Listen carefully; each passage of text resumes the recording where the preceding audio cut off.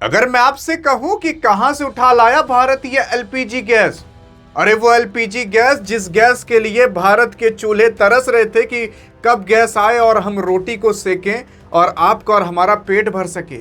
अरे वो LPG gas जो गैस आपके और हमारे किचन में हमेशा पड़ी रहती थी। आज वही एलपीजी गैस की जब भारत के अंदर किल्लत लगी और जब सिलेंडर्स कम पड़ गए तो भाई साहब भारत तुरंत ही गया अपना बोरिया बिस्तरा उठाकर और ढाबा बोल दिया एक देश पर, और उस देश से पूरा का पूरा गैस ही उठाकर लेकर चला आया और भारत के अंदर अब समस्या खत्म हो जा चुकी है। सवाल ये उठता है कि भारत ने इस समस्या को खत्म कैसे किया।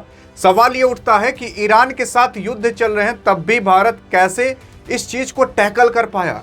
यार किसी ने यह ध्यान नहीं दिया होगा, चाहे कोरोना हो चाहे ईरान अमेरिका का युद्ध हो, सब जगह भारत अकेला खड़ा था। यहां तक कि कोरोना के अंदर भारत ने खुद की वैक्सीन बनाई थी। ईरान इजराइल अमेरिका वॉर के अंदर भारत ने अपनी व्यवस्था खुद कर ली। आइए देखते हैं कि आखिरकार भारत ने अपनी व्यवस्था कहां से की, किस देश से मदद ली और कैसी मदद ली और कितना गैस भारत के अंदर अब आ सकता है। देखो यार, असल में ना भारत का अच्छा मित्र कतर था, भारत का अच्छा मित्र यूएई था, और भारत कतर से सबसे ज्यादा गैस खरीदता था, फिर उसके बाद यूएई से खरीदता था। यूएई के साथ सबसे ज्यादा ट्रेड करता था भारत, जो गल्फ कंट्री हैं उनमें, और यहां पर कतर से भारत सबसे ज्यादा गैस खरीदता था। सवाल ये उठता है कि जब यहां पर इतने सारे अटैक्स होना चालू हुए तो आखिरकार भारत कैसे इन लोगों से गैस खरीद पा रहा है। इन लोगों से उतना गैस अब नहीं खरीद पा रहा जितना पहले खरीदता था। अरे यार, कतर से तो लगभग भारत ना 45-44% तक गैस खरीदता था, ये जो एलएनजी एलपीजी गैस होती है जो आपके और हमारे घर में लगती है। लेकिन जब यहां से पूरा का पूरा मार्केट डिस्टर्ब हो गया और जब भारत को गैस नहीं मिल पाया और भारत के अंदर जब लोगों के घर पर गैस नहीं पहुंच पाया, तो जो चूल्हे थे भाई साहब वो तरस रहे थे, वो प्यासे पड़ चुके थे कि कब हमारे गले में आएगा वो एलपीजी गैस और हम गैस को जला पाएंगे और जलाने के बाद 2 रोटी कम से कम सेक पाएंगे और अपने माता पिता का और अपना पेट आप और हम भर पाएंगे। लेकिन ऐसा हो नहीं पा रहा था। कितने भी पैसे थे लेकिन व्यवस्था हो नहीं पा रही थी। लोग ब्लैक में खरीद रहे थे, खरीद कर लोग अपने घर पर रख ले रहे थे, जिसकी वजह से सिलेंडर्स कम पड़ गए थे।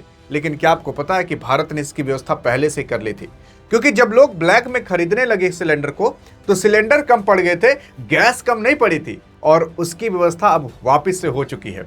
यहां पर देखोगे तो भारत ने अब कई सारे देशों से एलएनजी और एलपीजी गैस को खरीदना चालू कर दिया है। यहां पर पहले भारत, अभी युद्ध से पहले भारत खरीदता था कतर से लगभग 25 से 42% तक ये गैस को खरीदा करता था। यूएई से भारत लगभग 26 से 40% तक गैस खरीदता था, फ्लक्चुएट होता रहता है, कभी किसी से ज्यादा कभी किसी से कम खरीदता था। सऊदी अरब की बात करें तो 11 से 16% तक गैस खरीदता था। कुवैत से खरीदता था, ऑस्ट्रेलिया, नाइजीरिया, ओमान और बाकी अन्य देशों से थोड़ा थोड़ा खरीद कर रखे रहता था। अब यहां पर जब लड़ाई हो जाती है तो सिंपल सी बात है, उस गल्फ कंट्री के अंदर काफी ज्यादा डिस्टर्बेंस आ चुकी है। अरे गल्फ कंट्री का मतलब वही जहां पर सऊदी अरब, यूएई, कतर, यमन, ओमान है, वही सब की बात कर रहे हैं, जिसकी वजह से भारत अब वहां खरीद नहीं पा रहा था। स्ट्रेट ऑफ हॉर्मुज बंद हो गया था और वहां पर भारत की नाव नहीं जा पा रही थी। मतलब किसी की नाव नहीं जा पा रही थी, किसी की नैया पार नहीं लग पा रही थी। युद्ध के दौरान देखो यार, अगर कोई कितना भी अच्छा दोस्त हो, क्या पता उसका दुश्मनी आपको मारकर उड़ा दे, नाम लगा दे कि आपने मारा है। तो इस वजह से भारत ने भी अपने लगभग जहाज को रोक दिया था। इससे पहले अभी तक भारत के ऐसे बताए जाते हैं कई सारे डाटा के माध्यम से कि 28 जहाज अभी भी भारत के वहां पर फंसे हुए हैं। लेकिन अब वो निकले कि नहीं निकले, लेकिन अब वो निकल चुके होंगे क्योंकि भारत ने काफी अच्छी खासी डील कर ली है। यहां पर अगर आप देखने की कोशिश करोगे तो भारत ने व्यवस्था क्या बनाई है। भारत ने व्यवस्था ये बनाई है कि जब से स्ट्रेट ऑफ हॉर्मुज बंद हुआ है तो भारत भी जान रहा है कि वहां जाना ठीक नहीं है। क्या पता इजराइल का ही बम आकर गिर जाए, क्या पता अमेरिका का ही बम आकर गिर जाए, नाम लग जाए कि ईरान ने मारा है, फिर ईरान कहेगा हमने नहीं मारा है, तो किसके ऊपर विश्वास करेंगे। इस वजह से भारत वहां पर अपनी नैया कम भेज रहा है कि जाकर वहां से एलपीजी गैस, एलएनजी गैस ला सके। अब भारत अपनी नैया कहीं और भेजेगा। जानते हो कहां पर भेजेगा?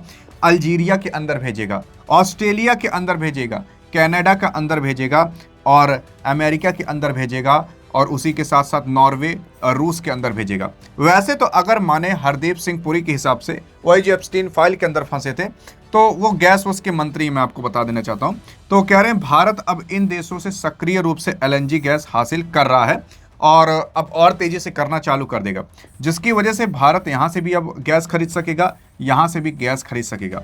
देखो यार, जब मुसीबत आती है सिर पर ना, तभी नए रास्ते दिखते हैं, और जब तक नहीं आती तब तक नए रास्ते नहीं दिखते। इस युद्ध के कारण की वजह से आगे चलकर जब ये युद्ध खत्म होगा, तब तक भारत के इन सब देशों से और अच्छे संबंध बन चुके रहेंगे। और उसी के ही साथ साथ भारत के सामने जो अभी केवल 2-4 देश थे, कतर हो गया, यमन हो गया, ओमान हो गया, सऊदी अरब हो गया, यूएई हो गया, भारत केवल इतने पर ही डिपेंड था। अब इतनों पर नहीं डिपेंड रहेगा, बल्कि ये सब भी भारत के सामने एक रास्ते हो जाएंगे। चल भाई साहब, अगर ऑस्ट्रेलिया में कभी युद्ध हो गया तो हम नॉर्वे से खरीद लेंगे, अगर कभी रूस से युद्ध हो गया तो हम नॉर्वे और अमेरिका से खरीद लेंगे, अल्जीरिया से खरीद लेंगे, ऑस्ट्रेलिया से खरीद लेंगे, कनाडा से खरीद लेंगे। इसी वजह से कहा जा रहा है कि भारत के सामने अब रास्ते बहुत ज़्यादा खुल गए हैं। तो मुसीबत जब आती है तभी आदमी का ध्यान पड़ता है कि अरे अब कुछ ना कुछ करना पड़ेगा, और भारत ने वो चीज़ कर दिया है, जिसकी वजह से अभी थोड़ी दिक्कत आपको और हमें हो सकती है, लेकिन आगे चलकर नहीं। लेकिन ध्यान से समझिएगा भी, जो रूस के राजदूत थे डेनिस, उन्होंने एक ऐलान कर दिया है। उन्होंने ये ऐलान कर दिया, अगर आप मेरी विश्वास नहीं मान रहे तो इनका तो मानोगे ना, ये रूस के राजदूत हैं। इनका कहना है कि भाई साहब, हम भारत को एलएनजी गैस सप्लाई करने को तैयार हैं। अगर भारत तैयार है तो हम तुरंत ही अब एलएनजी गैस भेजते हैं तुम्हारे यहाँ। हाँ भाई साहब, मतलब रूस ने इस तरीके से अनाउंस कर दिया।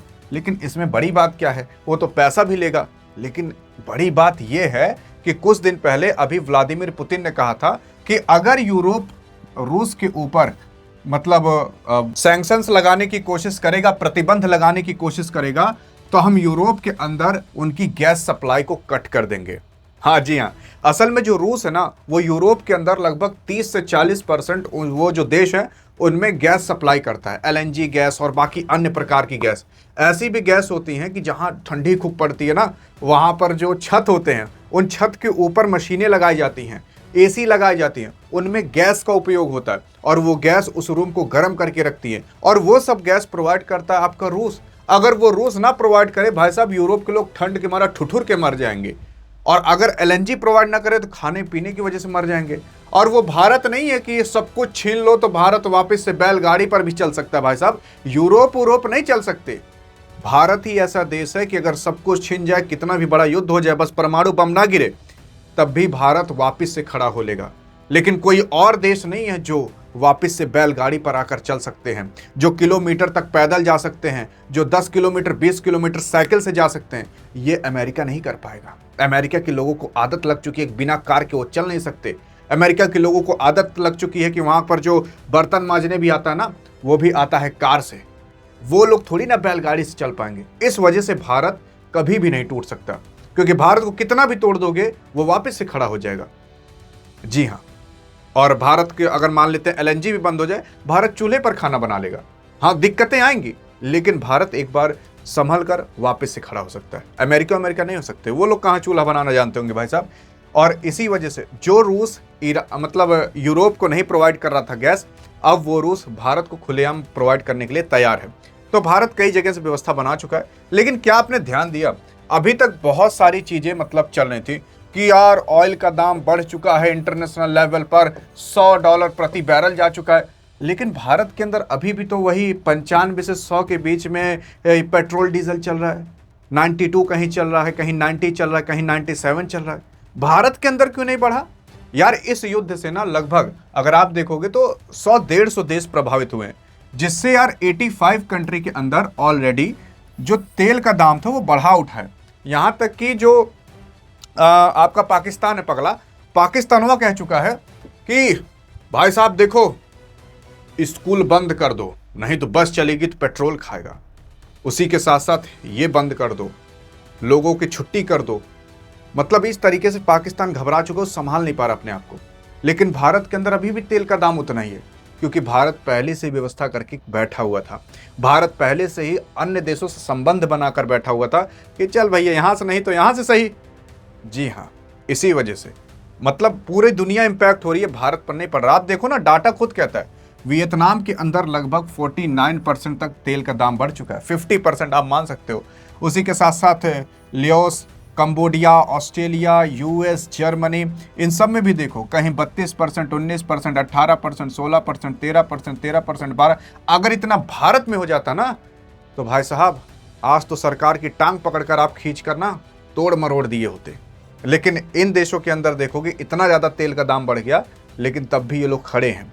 एक यूनिटी चाहिए यार। अमेरिका और यूरोप इसीलिए इतने मजबूत हैं क्योंकि उन लोग के अंदर एकता है कि अगर कभी कोई अटैक करेगा तो ये सब मिलकर मारेंगे।